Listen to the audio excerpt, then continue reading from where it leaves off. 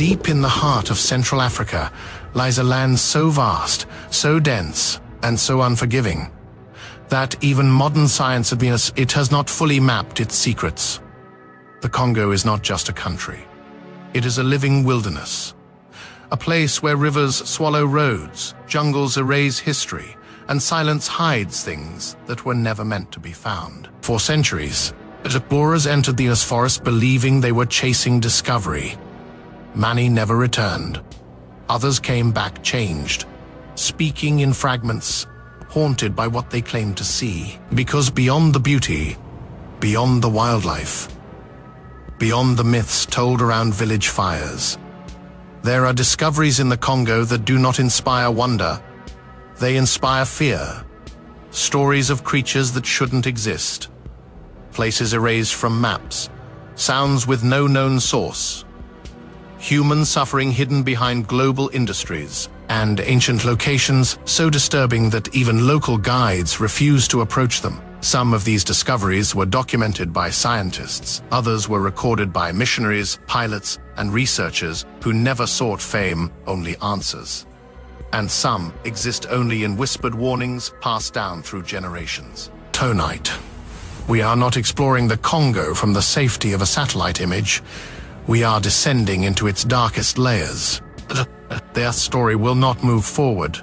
It will count downward with each number. The discoveries grow more unsettling, more dangerous, more difficult to explain away. What begins as mystery slowly becomes something far more disturbing. From legends rooted in cultural memory, to real-world horrors tied to modern technology, to a final discovery so chilling that it stands alone at the bottom of the countdown. These are not rumors meant to entertain. These are accounts that force the world to pay attention, and in some cases, look away. This is a journey into 30 terrifying discoveries hidden within the Congo, and as the numbers fall, the truth only gets darker. Let's begin the descent. Number 30. The river that hides a monster, the Congo River, is not just a waterway. It is a moving wilderness, wide, dark, and powerful enough to reshape land itself. In some places, its depth is still unknown. In others, the current is so violent that boats vanish without a trace. And for generations, people who live along its banks have warned of something else. Something alive. Local fishermen speak quietly of a creature that does not flee from engines, does not fear humans, and does not surface often enough to be studied. They call it Mahamba. Descriptions are always similar. Longer than a crocodile, thicker than a canoe, with a body that moves through water without sound. Witnesses claim it waits beneath the surface, motionless, until vibrations ripple across the river. Then it strikes, not in panic, not in hunger, but with precision. Boats have returned with deep gashes torn through reinforced wood. Fishing nets have been dragged underwater, snapped clean as rope under tension, and in rare cases entire canoes were simply gone. What makes the stories unsettling isn't the size. It's the behavior. Mahamba is said to avoid shallow waters, choosing the deepest channels where sonar struggles and visibility drops to zero. It appears only at certain times of year, and then disappears again, as if following a pattern no one understands. Scientists have suggested exaggeration. Misidentified crocodiles. Optical illusions amplified by fear. But crocodiles don't leave scars that wide, and fear doesn't bend metal hulls. To the communities along the Congo, Mahamba isn't a myth meant to scare children. It's a reminder that even now, in the age of satellites and drones, there are still things beneath the surface that have never been measured. And some waters are dangerous, not because of what flows within them. Number 29. The mines that power the world, far from the jungles and rivers. Another kind of darkness exists in the Congo. It doesn't hide beneath water, it hides underground. In the southern regions of the country, the earth itself has become a battlefield. Not for territory, but for a mineral the modern world cannot function without. Cobalt, it powers smartphones, electric vehicles, renewable energy systems. The future quite literally runs on it, and much of that future begins here. What most people never see are the mines themselves. Not vast industrial complexes, but narrow pits carved by hand. Tunnels so tight that light disappears after a few steps. Inside, workers dig without maps, without ventilation, without protection. Some are adults pushed by poverty. Others are children's, small enough to fit where adults cannot. They spend hours underground breathing dust laced with toxic metals. A single collapse can seal a tunnel forever. When that happens, digging often continues nearby, because stopping means starvation. Reports from humanitarian organizations revealed injuries that never heal properly. Chronic lung damage, crushed limbs, exposure to substances that poison the body slowly, silently. Yet the most unsettling part isn't the danger. It's the distance. The phones in our hands, the cars on our streets, the batteries charging quietly overnight. All of them are clean, polished, silent, and they carry no trace of the places where the material came from. For the miners, there are no headlines, no countdown clocks, no escape plans, just another descent into the ground. Because while the world races toward progress, the Congo pays the cost beneath the surface. Number 28. The city that vanished without a trace somewhere deep within the Congo. There is said to be a place that does not appear on any modern map. A city that explorers searched for, wrote about, and then never found again. They called it Zing, not a ruin, not a village, but a city described as organized, wealthy, and strangely advanced, hidden far beyond established trade routes. Local stories speak of wide streets swallowed by jungle, structures built from a metal so resilient that even time struggled to break it down. A civilization that rose and then disappeared completely. In the late 19th and early 20th centuries, European explorers followed fragmented accounts from traders and tribal elders. They pushed through hostile terrain, driven by the belief that Zing was real. Some returned empty-handed, others returned convinced they were close. What unsettled them most was not what they failed to find, but what they encountered along the way. Artifacts that did not match known cultures, cleared land reclaimed by forest too quickly, and paths that seemed deliberately erased. There were no clear ruins, no monuments standing in silence, just absence. And in a place like the Congo, absence is rarely accidental. Historians debate whether Zing was a misunderstanding, a mistranslation, or an exaggerated trade legend, but those who believe in its existence ask a different question. If Zing never existed, why did so many people risk their lives trying to find it? And if it did exist, what kind of event could erase an entire city so completely that even its location was forgotten? In the Congo, the jungle does not preserve history, it consumes it. Number 27. Where the earth opens without warning in the eastern Congo. The ground is never truly still. Beneath the forest floor, immense pressure builds, slowly, silently, until it releases without mercy. This region sits along one of the most volatile volcanic zones on the planet. A landscape shaped not by erosion but by fire. Towering above nearby communities are volcanoes that do not sleep for centuries at a time. They breathe, they shift, and when they erupt, escape is measured in seconds. One volcano in particular is infamous for something rarely seen anywhere else on Earth.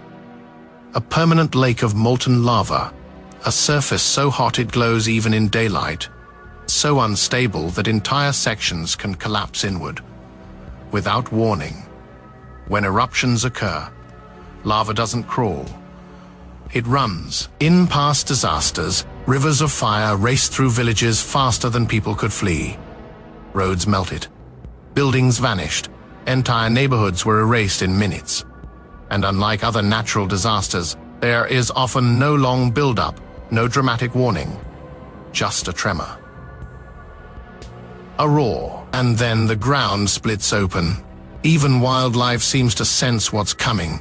Animals have been observed fleeing days before eruptions, as if responding to signals humans cannot detect. Yet people remain. because the volcanic soil is fertile, because livelihoods are tied to the land, because leaving means abandoning everything. The Congo's volcanoes are not distant landmarks. They are neighbors, and they serve as a brutal reminder that in this part of the world, the danger doesn't always come from what lives in the jungle. Sometimes it rises from beneath your feet. Number 26. The creature that attacks without fear in the deepest swamps of the Congo Basin. There are places where even experienced hunters refuse to go. Not because of predators they can see, but because of something they can't among certain forest communities. There is a name spoken carefully, often followed by silence. A creature described as massive, low to the ground, capable of moving through water and land with equal ease. They say it does not flee. They say it charges. Accounts describe a beast with thick, armored skin and a single horn rising from its head, large enough to overturn canoes, strong enough to tear through vegetation without slowing down. What separates this creature from legend is consistency. Stories from different tribes, separated by distance and language, describe the same behavior, the same habitats, the same warning signs: sudden stillness in the swamp, birds vanishing from the canopy, then the sound of heavy movement where nothing should be able to move that fast. Early 20th century missionaries and explorers recorded these accounts with unease, not as folklore, but as cautionary notes. They were told where not to camp, which waterways to avoid, and why no one would guide them past certain points. Modern explanations suggest misidentified animals, exaggerated encounters, fear passed down through generations. But fear alone does not create patterns, and it does not explain damaged boats, trampled campsites, or why entire regions remain deliberately untouched. In the Congo, there are still swamps that no one surveys, not because they're inaccessible, but because the people who know the land best believe something there does not want to be found. Number 25. The forest that watches back. In one of the most remote corners of the Congo lies a stretch of rainforest, so untouched that it feels almost sealed off from time, dense, silent, and endlessly observed. Researchers entered this region to study one of humanity's closest relatives, chimpanzees living far from roads, villages, or human interference. What they found challenged more than biology. These chimpanzees didn't behave like scattered animals surviving by instinct. They displayed structure, rules, and learned behavior passed down through generations. They crafted tools with intent, selected stones with purpose, and used sticks with a level of precision that blurred the line between instinct and planning.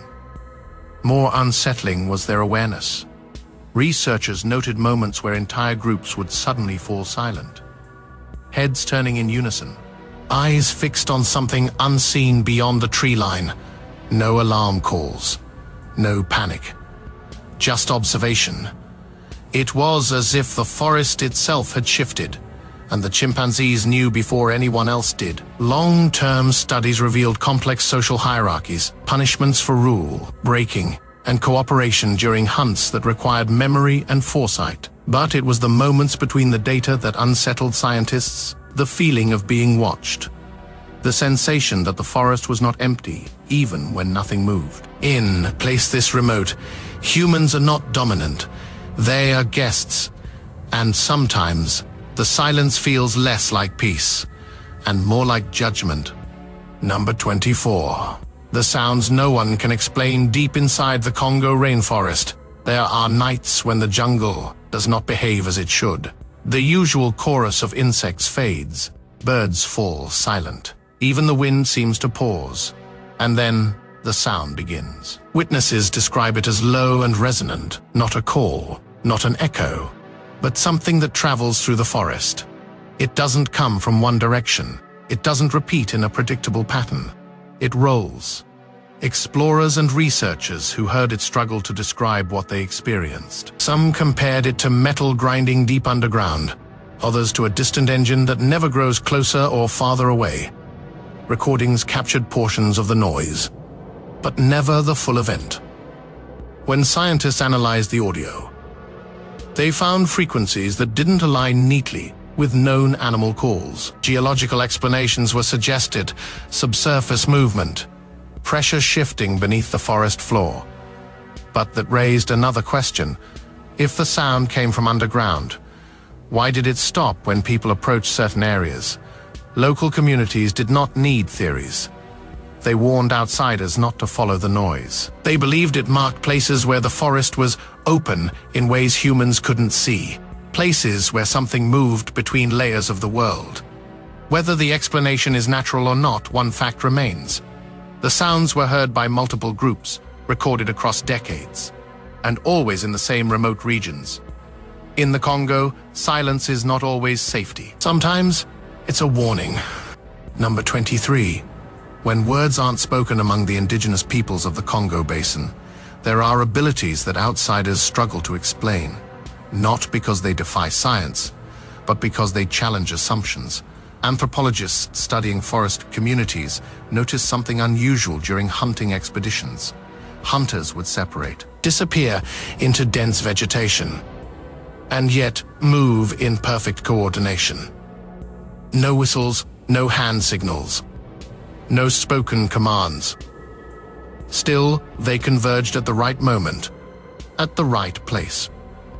Observers documented instances where individuals changed direction suddenly, as if responding to information they hadn't been given aloud. When questioned, tribe members offered simple explanations. They said the forest speaks, and they have learned to listen. From an outsider's perspective, the idea of silent communication sounded like myth, but repeated observation forced researchers to reconsider. Was it heightened intuition, environmental awareness refined over generations, or something more complex? An unspoken system of cues invisible to those not raised within it. What unsettled researchers was not the possibility of telepathy. It was the realization of how limited modern perception can be. In the Congo, survival has always depended on reading what cannot be seen, feeling shifts in the air, sensing changes in rhythm. To these communities, silence is not emptiness. It is information, and when words fail, the forest provides another language. Number 22. The people who are quietly disappearing in the Congo. Some of the greatest losses do not arrive suddenly. They happen slowly, quietly, almost unnoticed by the outside world, for thousands of years. Indigenous tribes lived in balance with the forest, moving with the seasons, hunting only what was needed, and passing down knowledge older than recorded history. Today, many of those communities are vanishing, not because the forest rejected them, but because the world beyond it moved in. Expanding logging operations cut deep into ancestral land. Mining projects claimed rivers and hunting grounds. Armed conflicts forced families to flee places their ancestors had never left. Some tribes were pushed toward cities where their skills no longer protected them. Others scattered, their traditions diluted with each generation. Languages began to fade.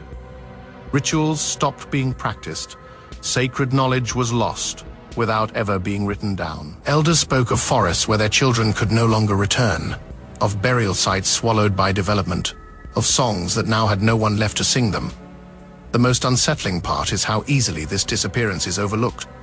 There are no ruins, no dramatic final moments, just fewer voices, fewer names, and eventually silence. In the Congo, entire cultures are fading, not because they failed to survive the jungle, but because they could not survive the modern world. Number 21. The forest where primates learn and remember. Deep within one of the Congo's most secluded rainforests, scientists expected to observe animals. What they didn't expect was behavior that felt uncomfortably familiar. This forest is home to chimpanzee groups that have lived with almost no human contact for generations. No feeding stations, no training, no exposure to modern tools, and yet their actions suggested planning. They selected specific stones for cracking nuts, rejecting others that looked similar but failed the task. They modified sticks for different purposes, changing length and shape depending on what they were hunting.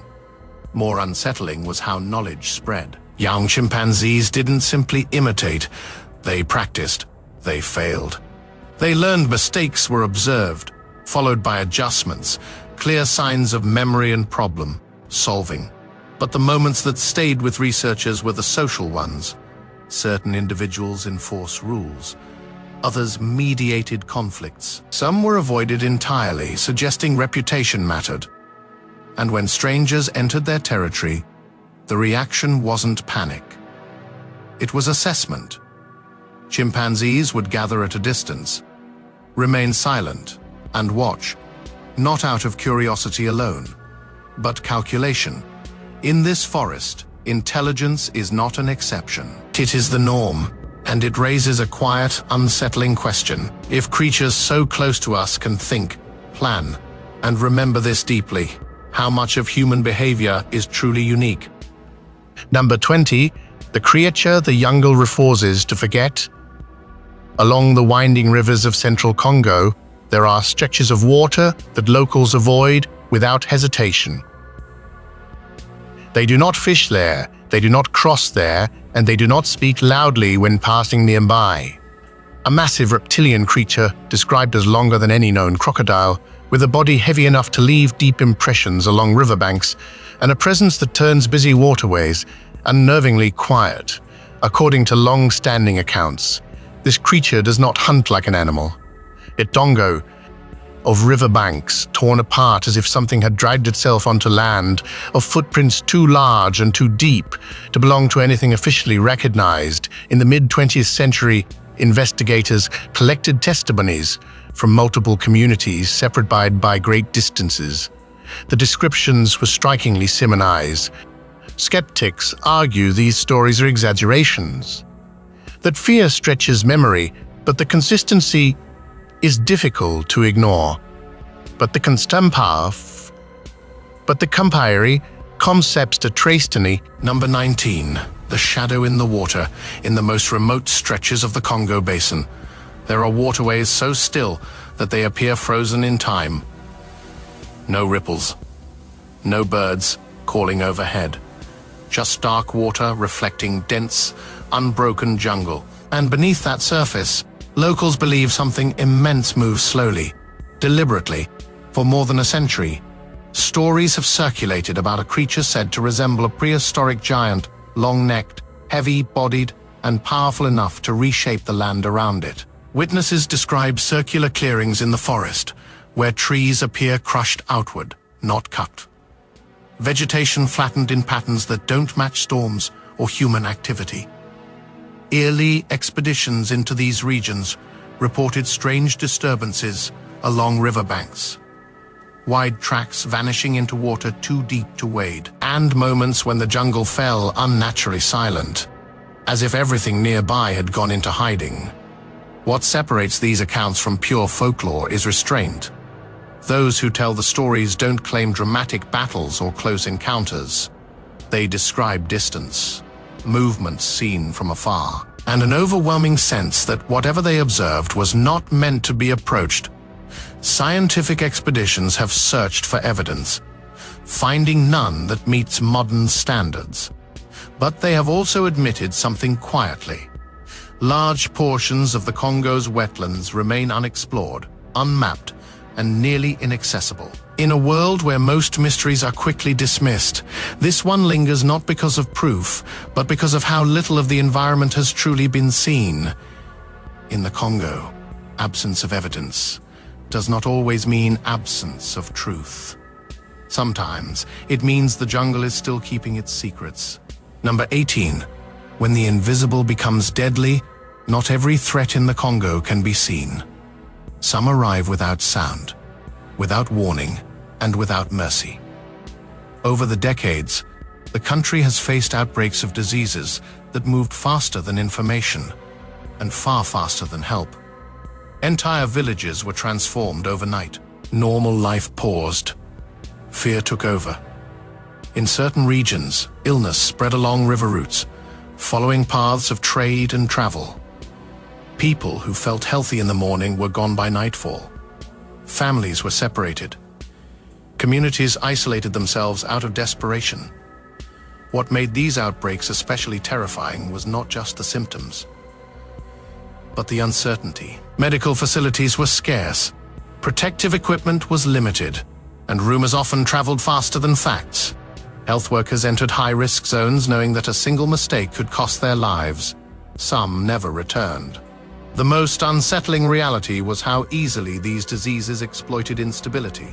Conflict zones, remote forests, distrust of outsiders.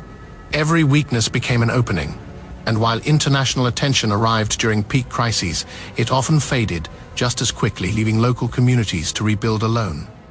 In the Congo, danger does not always come from predators or disasters. Sometimes it comes quietly, carried by breath, by touch, by time. Number 17. The beast spoken of only after dark along the rivers and lakes of the Congo Basin. There are stories told only when the fire burns low. Stories of a creature that does not belong fully to land or water. Those who describe it struggle to find the right comparison. Part big cat, part bear, with a body that moves like something built for ambush, and behind it, a tail unlike any mammal, scaled, powerful, and built for swimming. According to local accounts, this creature is not a scavenger. It hunts deliberately. Fishermen speak of nets ripped apart from below, of sudden splashes followed by silence, of the moments when something large brushed against their boats, not crashing, but testing. Early 20th century hunters and explorers recorded these warnings in their journals, not as legends, but as advice.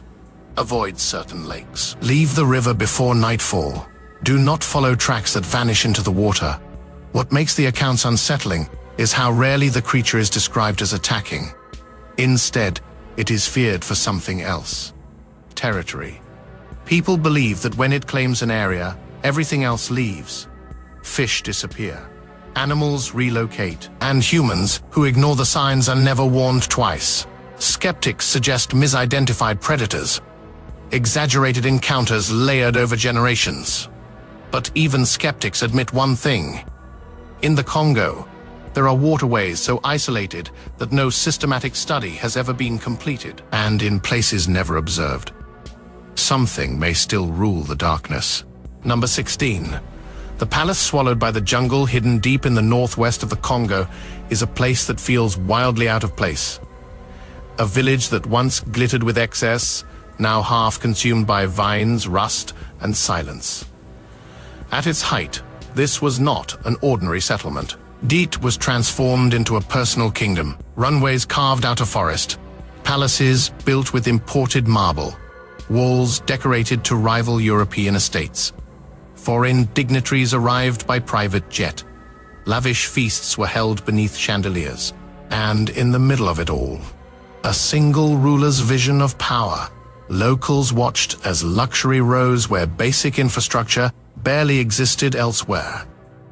An entire village reshaped to serve one man's image, then, almost overnight. It ended. The regime collapsed. The money vanished. The guests stopped coming. What remains today is unsettling. Empty halls echo with footsteps that no longer exist. Gold-trimmed rooms peel under humidity. Runways crack, overtaken by weeds. Nature is reclaiming everything slowly, patiently. To visitors, the place feels frozen in time, a monument not to greatness, but to excess. In the Congo, the jungle does not judge. It waits.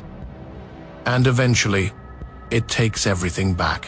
Number 15. The footprint that shouldn't exist. In the early 2000s, a small village on the edge of the Congolese jungle became the center of quiet panic, not because of violence, not because of disease, but because something had walked through the forest and left proof behind. Villagers discovered a footprint pressed deep into soft ground near a riverbank. It was enormous, far larger than any human, ape, or known animal in the region. More unsettling than the size was the depth.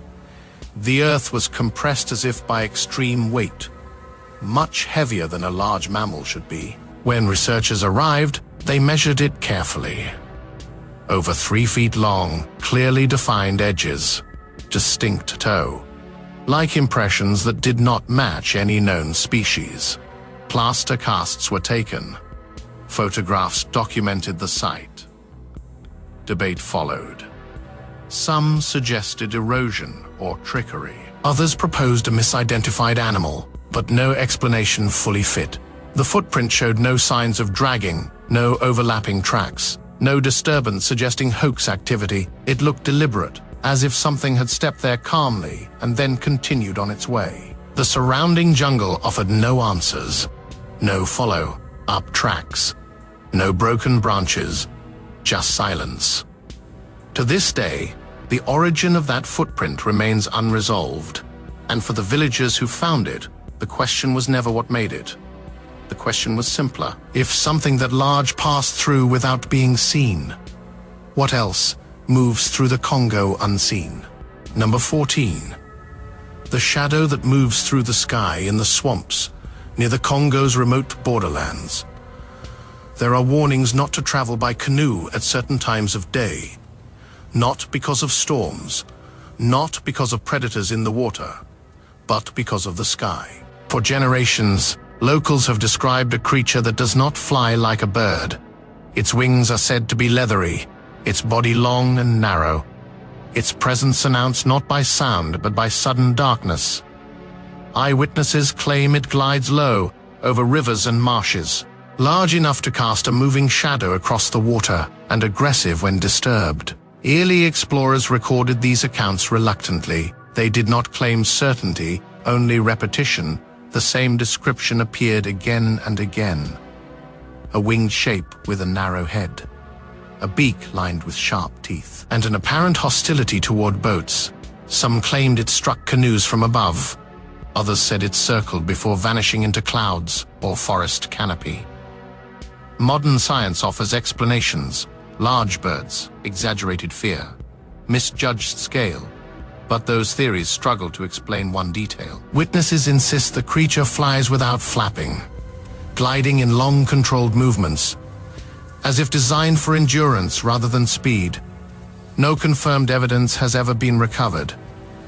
No feathers, no remains, only stories that persist across decades. In a region where airspace is rarely monitored and skies stretch endlessly, not everything that moves above the canopy has been identified.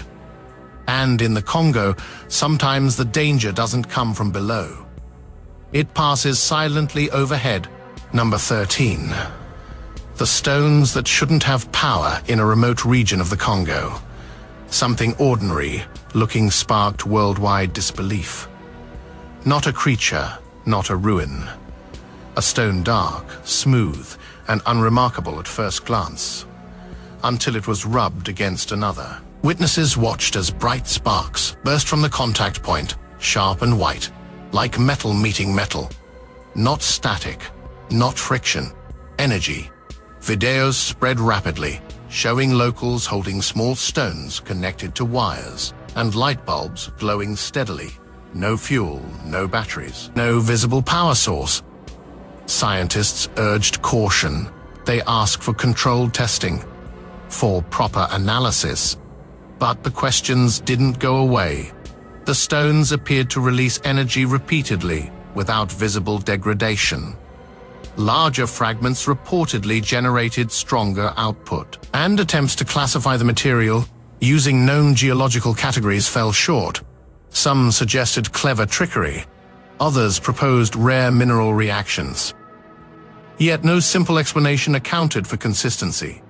What made the discovery unsettling wasn't the possibility of a new energy source. It was the implication: if such material exists naturally, hidden in remote soil, what else lies beneath the Congo that modern science hasn't touched? And why did it surface there, in a place already known for resources the world depends on?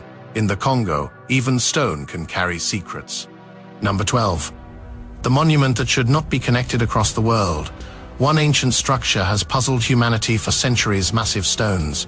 Impossible weight, perfect alignment with the sky. Stone circles built with a precision that seems far ahead of their time. But in recent years, an unsettling theory began circulating, one that quietly points far away from Europe. deep into Central Africa. Geologists studying ancient stone formations noticed something strange. Certain mineral signatures found in famous prehistoric monuments appear strikingly similar to formations located in the Congo Basin. Not similar in shape, similar in composition. This raised an uncomfortable question. Could ancient civilizations have understood geology and movement of materials on a global scale far earlier than history allows? The Congo contains some of the oldest exposed rock on Earth, stone that predates most known human construction by millions of years. And within its depths are formations that show signs of deliberate shaping, stones positioned upright, aligned in patterns that do not appear random. No inscriptions, no written records, just stone. Arranged with intent, mainstream archaeology urges restraint. Coincidence, they argue. Natural formation. But skeptics point out something else. If ancient people were capable of transporting multi-ton stones across vast distances in Europe, why is it unthinkable they understood similar techniques elsewhere? The Congo's jungles are notorious for hiding evidence. Wood decays, metal corrodes, stone remains. If an ancient culture existed there, one capable of monumental construction, the forest would have swallowed nearly everything else, leaving behind only questions and stone. Number 11. The animal the world didn't believe in for centuries. Local hunters in the Congo spoke of an animal that sounded impossible. A forest creature with the body of a horse, the neck of a giraffe, and stripes like a zebra. To outsiders, it sounded like myth stitched together from familiar parts. And for a long time, that's exactly how it was treated. European explorers dismissed the stories as exaggeration, until physical evidence forced them to listen. Deep in the rainforests of northeastern Congo, researchers finally encountered the animal for themselves. Shy, solitary, and perfectly adapted to remain unseen. Its striped legs broke up its outline in dappled light, its dark coat blended into shadow, and its movements were so quiet that even experienced trackers missed it. The discovery shocked the scientific world. Here was a large land mammal, unknown to science, living within reach of modern exploration. It raised an uncomfortable realization. If something this big could remain hidden for so long, what else might still exist beyond the edges of our maps?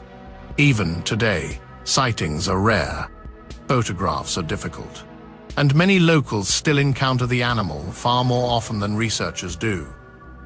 In the Congo, the line between legend and reality is thin. Sometimes the forest keeps its truth hidden until it chooses to reveal it. Number 10. The day a pilot saw something impossible in the late 1950s, long before satellite surveillance and high-resolution mapping. Pilots flying over the Congo relied on instinct as much as instruments. Lone flight, however, would leave its crew shaken for life. High above the jungle, a seasoned pilot glanced downward and froze. Below the aircraft, stretched across a clearing, was something no one was prepared to see. A serpent. Like shape, longer than a city bus, thicker than a tree trunk. It lay motionless at first, its body blending into the earth so perfectly it could have been mistaken for terrain itself. Then it moved. The creature lifted part of its body from the ground, rising unnaturally high before settling back into the clearing. The motion was slow, controlled, deliberate. This was no optical illusion, no shadow. No trick of light. The crew photographed what they saw. When the image was later examined, experts argued fiercely over its authenticity. Some claimed it showed a massive python. Others insisted no known snake could reach such proportions, let alone lift itself that way. What made the sighting especially disturbing was the witness. The pilot was a war veteran, experience trained to identify vehicles, structures, and movement from the air. He never claimed fame, never changed his story. He simply stated what he saw and stood by it. To this day, the photograph remains debated. But one truth is undeniable. The Congo's scale is deceptive. From the ground, everything feels enclosed. From the air, You realize how much space there is for something enormous to exist, unnoticed. Number 9. The river that hides what shouldn't be there. Flowing quietly through the heart of the Congo is a river few outsiders ever see. From above, it looks calm, almost ordinary, but those who travel it know better. The water is dark, slow, moving, and deceptively deep, a perfect hiding place. For decades, this river has drawn the attention of explorers, biologists, and cryptozoologists for one reason. It passes through regions that remain largely unexplored. Dense rainforest presses tightly against its banks, making land travel nearly impossible. Entire stretches have never been systematically surveyed, and within this isolation, stories persist. Local fishermen speak of massive disturbances beneath their boats, of sudden currents that don't match the river's flow, of shapes moving just below the surface, too large to be fish, too deliberate to be debris. Some claim to have seen parts of a body break the surface briefly before slipping back into the dark, not attacking, not fleeing. Observing expeditions sent to document wildlife along the river often return with more questions than answers. Equipment malfunctioned without clear cause. Sonar readings produced anomalies that vanished before they could be recorded. And at night, the river sounded different, quieter. Heavier scientists caution against speculation, pointing to the lack of physical evidence. But they also acknowledge something else. Large sections of this river remain biologically undocumented. In a place where new species are still being discovered, the idea that something larger, older, might remain unseen is not impossible. In the Congo, rivers are not just pathways. They are borders, and sometimes what lies beyond them has never been named. Number 8. The mountain that turned neighbors into strangers high in the eastern reaches of the Congo. A quiet hillside once sat unnoticed for generations. Then someone struck the ground. What they uncovered spread faster than any warning ever could. Gold. Not traces. Not dust. Veins, thick and visible, running through the earth, like exposed nerves. Within days, their hillside transformed. News raced from village to village, from town to town. Dozens arrived carrying shovels, sacks, and bare hands. Men, women, even children dug side by side, tearing into the mountain without plans or protection.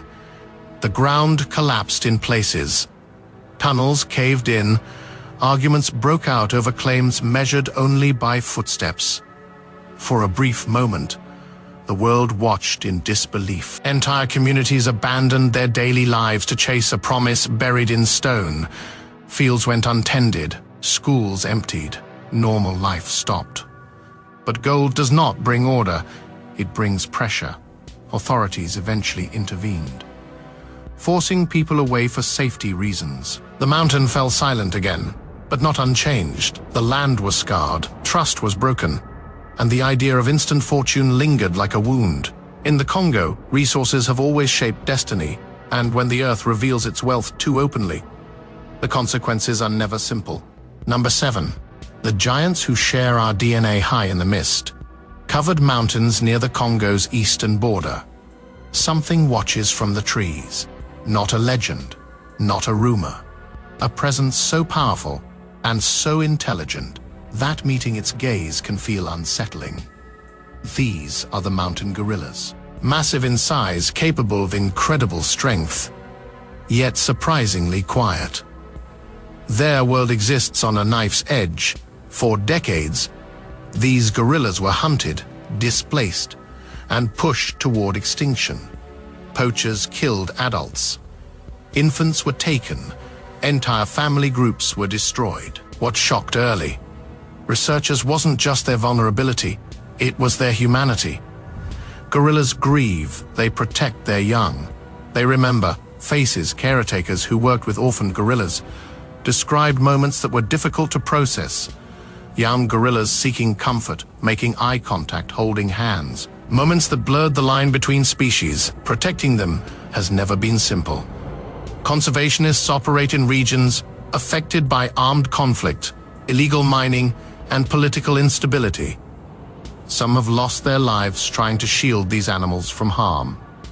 Yet the gorillas remain silent, watchful. They do not attack unless provoked. They do not hunt humans. But they do something more unsettling. They recognize us. And in their eyes, many who have stood too close say they saw something familiar, a reflection of ourselves. In the Congo, the most terrifying discoveries aren't always monsters. Sometimes they are mirrors. Number 6. The tree that whispers back deep in the Congolese rainforest stands a tree unlike any other. At first glance, it looks ordinary. Ancient, tall, rooted firmly in the earth, like countless others around it. But when the wind moves through its branches, something unsettling happens. It whispers, not the random rustle of leaves, not the chaotic sound of a storm, a low, deliberate murmur, rhythmic, almost intentional. Villagers living nearby do not gather beneath it lightly. They say the tree speaks when the forest wants to be heard. Elders believe the whispers carry messages from ancestors, warnings, memories, sometimes grief. What unsettled researchers was not the belief. It was the sound itself. When scientists visited the site, they recorded the noise during specific wind conditions. The acoustic patterns were unusually consistent. Unlike surrounding trees, this one produced tones that rose and fell in a controlled way, almost like breath. Some theorized it was the structure of the bark. It suggested hollow internal chambers shaped by age and decay, but no explanation fully captured the experience of standing beneath it. People reported unease, a sense of being addressed rather than surrounded by nature. At night, few remain nearby. Not because the tree is violent, but because listening too long feels intrusive. In the Congo, the forest is alive in ways that defy easy explanation. And sometimes, it doesn't just surround you, it answers. Number 5. The creatures that shouldn't be this big in the Congo. Size doesn't always follow the rules people expect. Deep in the rainforest, stories circulate about creatures so large they sound exaggerated, until science quietly confirms parts of them. Locals speak of spiders with leg spans wide enough to cover a dinner plate. Webs stretch between trees, thick enough to be felt before they're seen. Sticky strands strong enough to trap birds, not just insects. For decades, these accounts were dismissed as fear magnified by darkness. Then researchers documented one of the world's largest known spiders living in this very region. A species heavy enough to be felt moving across the ground, powerful enough to overpower prey far larger than itself. And spiders are only the beginning. Beetles here grow to the length of a human hand. Insects weigh as much as small mammals. Exoskeletons are thick, armored, and built to survive predators just as relentless. What makes this unsettling isn't danger, it's adaptation. In the Congo, competition for survival is so intense that evolution favors size, strength, and resilience. Creatures grow larger because being small means being eaten. Explorers often report the same reaction when encountering these animals. Not panic, disbelief. Because something about their scale feels wrong, as if the jungle is operating by older rules untouched by the limits seen elsewhere. In the Congo, even the smallest life forms remind you of one truth. This ecosystem was never designed with human comfort in mind. Number 4. The sanctuary built from trauma, hidden within the Congolese wilderness, is a place that exists because of cruelty. A refuge created not for comfort, but for survival. Here, young chimpanzees arrive carrying wounds that are not always visible, orphaned by illegal hunting, torn from their families, traumatized by humans long before they ever saw one clearly. When they first arrive, many do not trust touch. Some refuse food. Others scream through the night. Caretakers describe the early days as delicate and exhausting. Every movement is slow, every interaction measured. Because chimpanzees, remember, they recognize faces, they recall pain, and they do not forget betrayal easily. Over time, something remarkable happens. They begin to socialize again, to form bonds. Older chimpanzees guide younger ones, teaching them how to climb, how to forage, how to communicate. Behaviors that should have been learned from their mothers. What unsettles visitors is how closely this mirrors human recovery. Grief, withdrawal, trust rebuilt step by step. This sanctuary is not open to the public in the way zoos are. It is quiet, controlled, focused entirely on healing. Because releasing these chimpanzees back into the wild is not always possible. Some injuries, physical or psychological, run too deep. In the Congo, this place stands as proof of two truths: that humans are capable of immense harm, and that repairing even a fraction of it takes patience, sacrifice, and years of silent work. Number 3, the webs that stop the forest deep inside the Congo Basin. There are clearings hunters refuse to enter, not because of predators they can hear, but because of something they might walk into. Entire sections of forest have been found laced with enormous webs, thick, layered, and stretched between trees like barriers. These are not the delicate strands people imagine. Witnesses describe silk strong enough to resist being torn by hand. Webs anchored high above the ground, forcing animals to detour around them, and in some cases, bones caught and suspended long after the struggle ended. Local stories speak of spiders far larger than any commonly encountered. Not aggressive hunters, but patient ones. They do not chase. They wait. Scientists acknowledge that the Congo is home to some of the most extreme arachnid species on Earth. Spiders adapted to high humidity, intense competition, and limited space. In such conditions, evolution favors strength. What unsettles researchers isn't just size, it's strategy. Some webs appear positioned deliberately along animal paths, placed where movement is predictable, where escape would be difficult. No confirmed cases exist of these spiders attacking humans. But that isn't what frightens people. It's the realization that something so large, so well adapted, can exist almost entirely unnoticed. In the Congo, the forest doesn't always attack openly. Sometimes it builds traps and waits. Number 2, the land that could change the planet beneath the forests of the Congo lies something far more powerful than any creature or legend. It doesn't move. It doesn't hunt. And yet, its fate may affect every human being on Earth. Hidden under thick vegetation and swampy ground is one of the largest tropical peatlands ever discovered. For centuries, it went unnoticed, protected by isolation, water, and the sheer difficulty of access.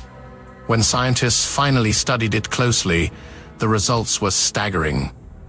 Layer upon layer of partially decomposed plant matter had been accumulating for thousands of years. Locked within it was carbon on a massive scale. Carbon that had never entered the atmosphere. The numbers were almost impossible to grasp: billions of tons. More than many industrial nations have released in decades. As long as the peat remains wet and undisturbed, that carbon stays trapped. But if the land is drained, burned, or excavated, it escapes. And once released, it cannot be put back. What makes this discovery terrifying is how fragile the balance is. Road construction, mining, agricultural expansion. Any one of them could begin a chain reaction that turns this silent landscape into a global problem. Unlike disasters that strike suddenly, this one would unfold slowly, quietly, until the damage is irreversible. In the Congo, the danger is not always immediate. Sometimes it lies dormant beneath your feet, holding the future in place. Number 1. The cave no one was meant to enter, deep within the Congo's most uncharted regions, lies a place so disturbing that even seasoned explorers spoke of it with restraint. Not because it was difficult to reach, but because of what waited inside. The cave was discovered during an expedition nearly a century ago, at a time when much of the Congo remained unmapped and brutally unforgiving. The explorer who entered was not inexperienced. He had survived war-diseased years of harsh terrain. What he found inside the cave still defies easy explanation. Human skeletons scattered across the floor, Skulls piled in unnatural arrangements, signs that people had entered but never left. There were no markings to suggest a burial site, no evidence of ritual care, only chaos. Bones mixed with the remains of snakes, insects, and other creatures that thrive in darkness. The air inside was described as suffocating, not just physically, but psychologically. As if the cave itself rejected human presence, local guides refused to enter. They warned the cave was a place of punishment, a place where suffering did not end with death. After the initial discovery, the location was never properly explored again. The jungle reclaimed the entrance, paths vanished, and the exact position of the cave was lost to time. Some believe it was sealed deliberately.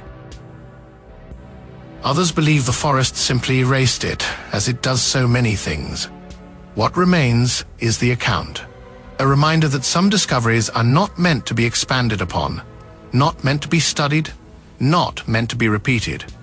In the Congo, the most terrifying secrets are not always monsters, or myths, or forces of nature. Sometimes they are places that reveal what humans are capable of, and what the world does when it wants those truths buried.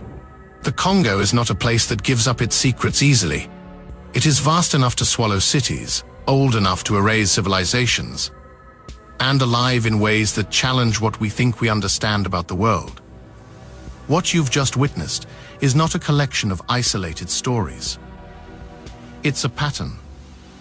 A land where modern technology collides with ancient wilderness, where scientific discovery walks side by side with unanswered questions, where some truths are documented and others are deliberately left alone. As the countdown fell, the discoveries became heavier, not just in fear, but in meaning. Because the most unsettling realization is this: much of the Congo remains unexplored, unmapped, unstudied. And history has shown us that when humanity rushes to conquer what it doesn't understand, the consequences are rarely gentle. These stories are not meant to leave you frightened, they are meant to leave you aware. Aware that the world still holds mysteries. Aware that some places demand respect, not dominance. And aware that what we choose to protect or ignore will shape what remains for future generations. If this documentary pulled you in, if it made you question what lies beyond the edges of our maps, then take a moment now, like this video to support deep dive documentaries like this one. Subscribe to the channel so you don't miss future explorations into the world's hidden truths. Comment below with which discovery unsettled you the most, or what you believe still remains undiscovered. And share this documentary with anyone who believes the world still has secrets worth uncovering. Because the deeper we look, the more we realize how little we truly know.